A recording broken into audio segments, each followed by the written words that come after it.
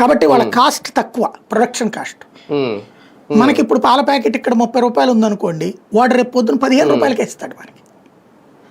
ఆ లెక్కను చూసినప్పుడు మనకి తక్కువ రేటుకే వచ్చేస్తాయి. మాంసమైన మనకి ఇక్కడ మార్కెట్లో పెట్టి అవేనేమంటే లూలు మార్కెట్లో అంతే పెడతాడు. అంటే ప్రస్తుతానికి ఇండియాలో అలౌడ్ లేదు.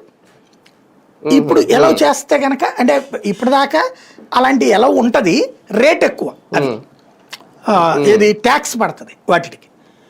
ఇప్పుడు ఆ ట్యాక్స్ ఏది మనం 100-200% వేస్తాం, ఉంటాయి వాటిట్లో. మనం 100-200% వేస్తాం ట్యాక్స్లు వాటి మీద. ఇప్పుడు అందువలన అవి రేట్ ఎక్కువ ఉంటాయి. అమెరికా రేట్ ఎక్కువ అంటాం, కానీ వాస్తవంగా అక్కడ తక్కువ, అవి చాలా చీప్ అనమాట. అమెరికాలో వెజిటేరియన్ కాస్ట్ ఎక్కువ, వెజిటేబుల్స్ వెజిటేరియన్ కాస్ట్ ఎక్కువ, నాన్ వెజ్ చాలా సులభం అక్కడ. అందుకనే మన వాళ్ళు వెజిటేరియన్స్ కూడా అక్కడికి వెళ్ళాక ఈ ఆర్థిక పరిస్థితులు తట్టుకోలేక చివరికి నాన్ వెజ్కి అలవాటు పడిపోతున్నారు. ఎందుకంటే అక్కడ ఈ నాన్ వెజ్దే విపరీతమైన సృష్టి ఉంటుంది. అవి ఇండియాకి పంపిస్తామంటున్నారు. ఇండియా ఏమంటుందంటే ఇక్కడ 2 కోణాల్లో అబ్జెక్ట్ చేస్తుంది. ఒకటి, మన దేశంలో 12 కోట్ల మంది వ్యవసాయం మీద ఆధారపడి ఉన్నారు, పాడి పంట మీద 12 కోట్ల మంది. ఇంటూ 4 వేసుకోండి, 48 కోట్ల జనాభా కంప్లీట్గా దీని మీద డిపెండ్ అయ్యి ఉన్నారు.